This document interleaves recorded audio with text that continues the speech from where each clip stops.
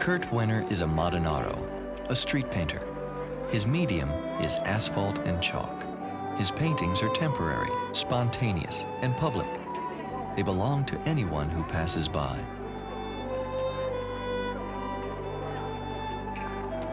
If the pedestrians are generous and the authorities are lenient, street painting can be a good way to make a living. Kurt came to Italy in 1981 to study art. He had never heard of street painting. 5 years later, Kurt is famous on the streets of Europe, known for the beauty of his work and the remarkable innovations he has brought to this ancient art form. When I left Los Angeles 5 years ago, I felt very insecure about selling everything and getting on the plane. What was it that caused that insecurity? I had nothing of quality, and not having any of this has been a freedom to study, a freedom to learn, a freedom to have every day be an experience.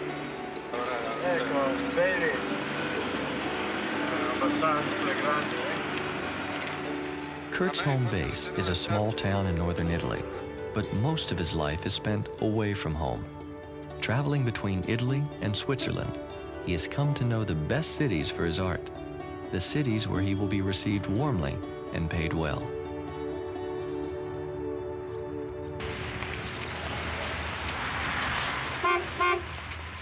Lucerne, Switzerland is a fine city for street painters. The mountain light is clear and local police are tolerant.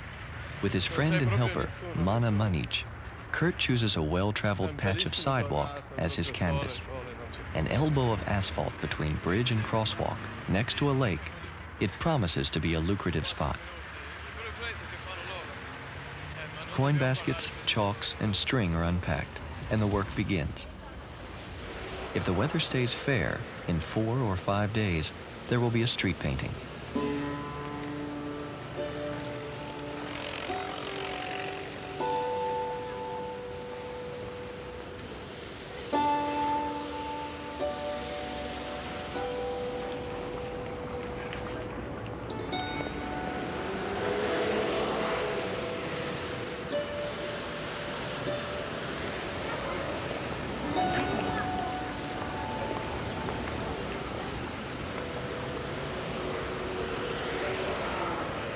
I think the excitement of this invention is that when a person looks at it at this time, they don't get to see anything. And so they see lines, they see geometry, they see the layout, but they don't get any sense of what's going to happen. And in the next days, hopefully, I say hopefully because it's an experiment, the drawing is going to develop into a very unusual illusion. The kind of art that I've picked, or the kind that interested me, has always been a communications art. And Italian art was always made to teach, to entertain, a real public sort of art.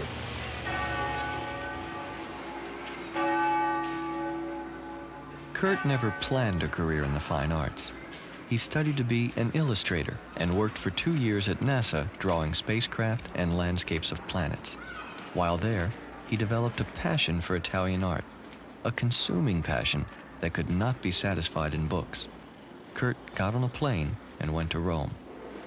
He spent long days in churches and museums, sketching, watching, learning from the masters. It is a process that continues, nourishing Kurt's own work on the street. The spirited frescoes at the 16th century Palazzo Te in northern Italy are a recent source of inspiration. Palazzo Te was built as a pleasure palace. The frescoes were intended to have the effect of a party, so before the party even started, there was already a party on the walls.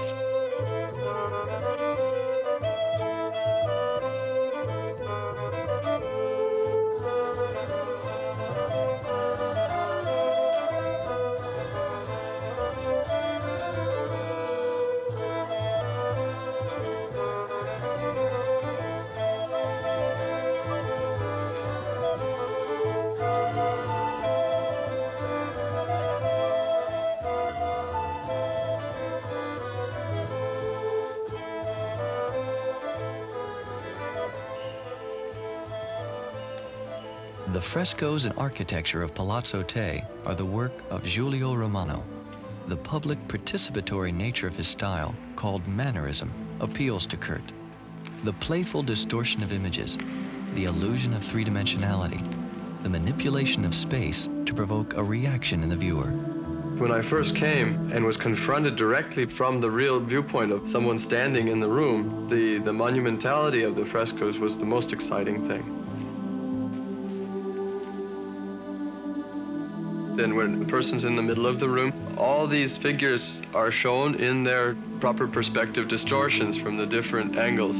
And so no matter where you turn, you are continuously involved in this fantasy installation. And this has a bearing on my own work too, because I like the fact the viewer in relation is dwarfed by the picture.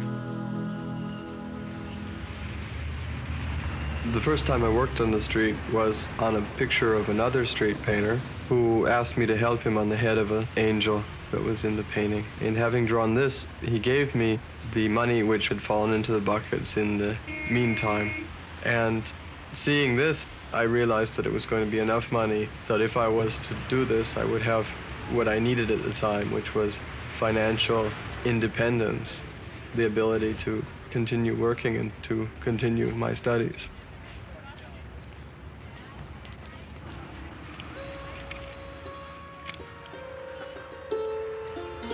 Kurt's first street paintings were two-dimensional, mostly copies of religious masterpieces from the Renaissance, the traditional domain of the Modernato.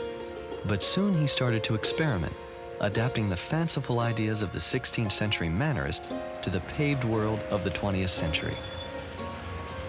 You get a presence when you look at it. You get a real feeling, not the refinement or the space of an oil painting, but the massive presence of being near to a very large sculptural form.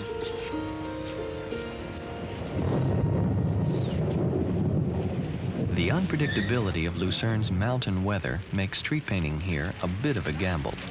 The gathering storm clouds are not promising, but plastic and tape will provide some protection.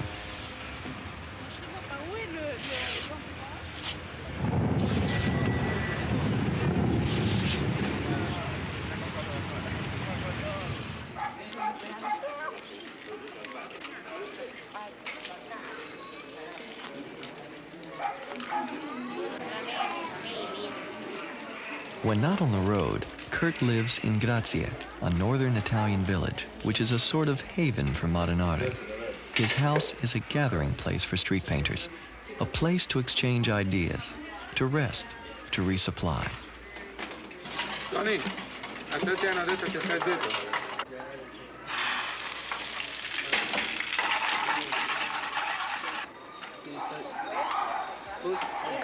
Okay.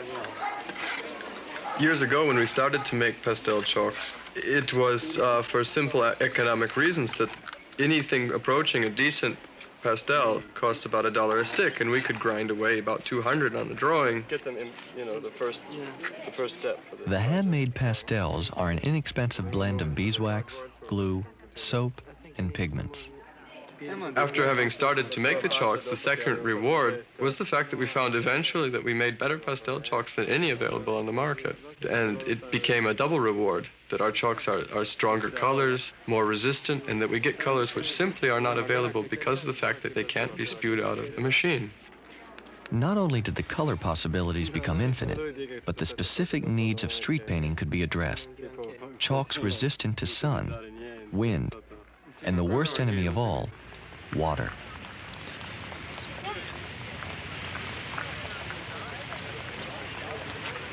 Even Kurt's chalks cannot withstand a downpour. Colors fade and bleed, robbing the painting of its intensity. Sharp lines become indistinct smudges. With Mana's help, Kurt will spend hours undoing the damage from an early morning storm. Time that could be spent moving forward will be consumed in repairs. Not many people who are serious about their work would ever want to take this as their medium because of the heat, the cold, the rain, the destruction of the pictures, the police, the possible aggressive qualities of the passers-by. There's many, many negative moments.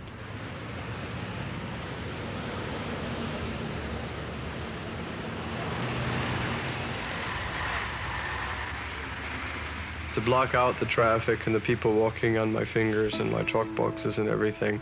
I found that I was developing a sort of a concentration, a sort of blocking out of all these noises and distractions that are very extreme, more than anybody probably would ever imagine. I would just sit down and draw and get completely involved in the drawing, closing everything out, and sort of wake up 4 hours later, 6 hours later, and find that the time had passed.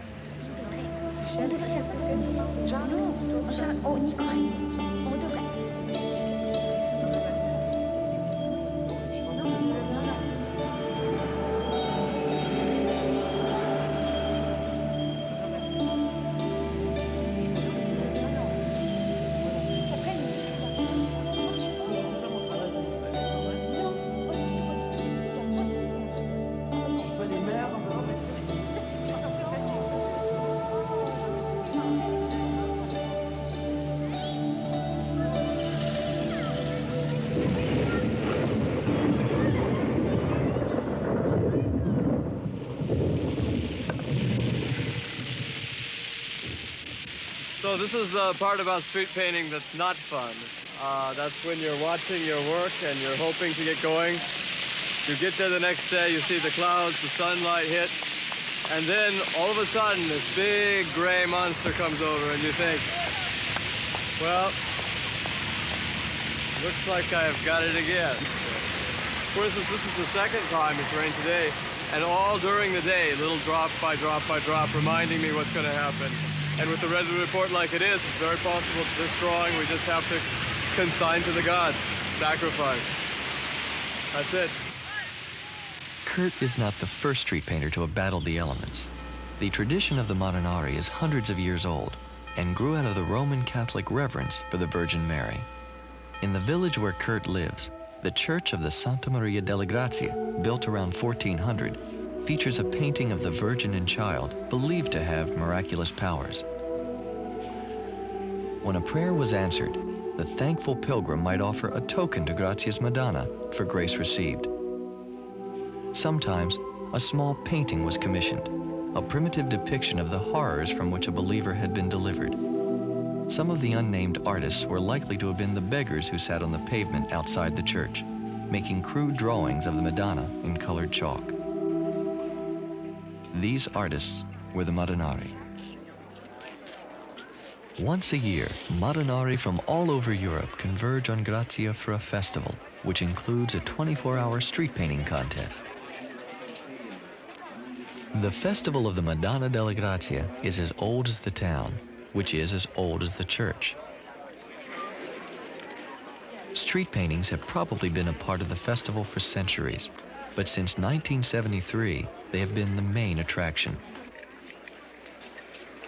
The contest draws not only professional Molinari, but art students, teachers, critics, and thousands of onlookers.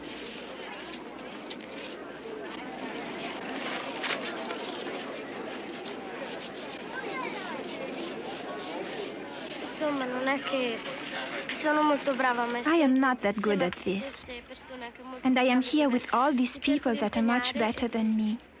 But I'm trying really hard, and I think I can do something good, even if it will not be truly beautiful.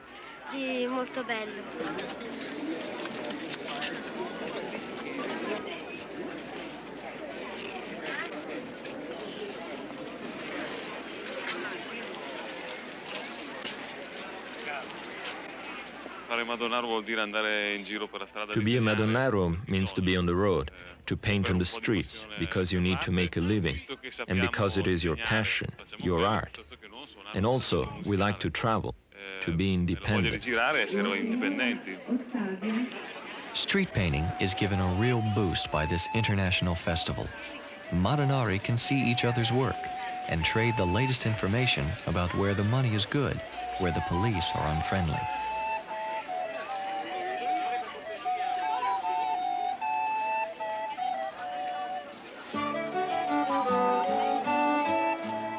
The art of street painting is taken seriously here, and the life of these itinerant artists is acknowledged as a difficult but dignified way to earn a living.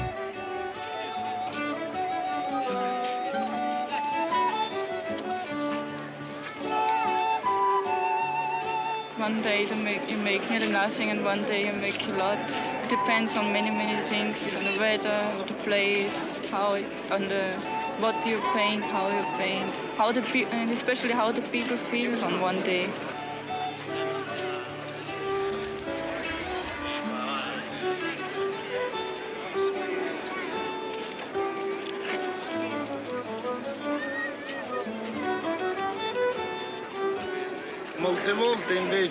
Often I'm asked to go away by the guards or by policemen, but the people, they really appreciate me.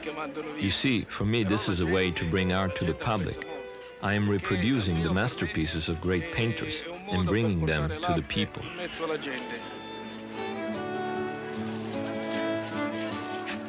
As the crowds are entertained and enriched by the array of chalk paintings at their feet, so are the Modenari rewarded by the attentions of the onlookers. For in this most public of art forms, it is ultimately the spectators that feed the artist, that inspire a Modenaro to continue his art. The ancient beggar's art of pavement and chalk.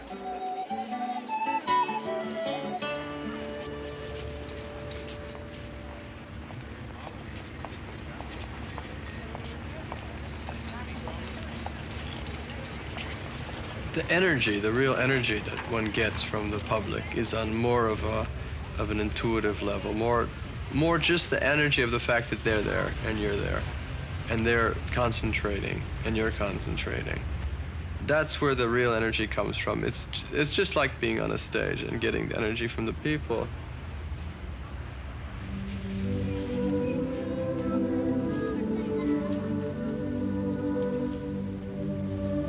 The great challenge is then to set aside a little piece in the middle of a noisy and distracting space, which is going to be a subject for contemplation, for taking some of the people out of their daily grind, out of their mechanical routine, and set them into a little bit of fantasy, and to carve that fantasy out of the fabric and the dirt of the street.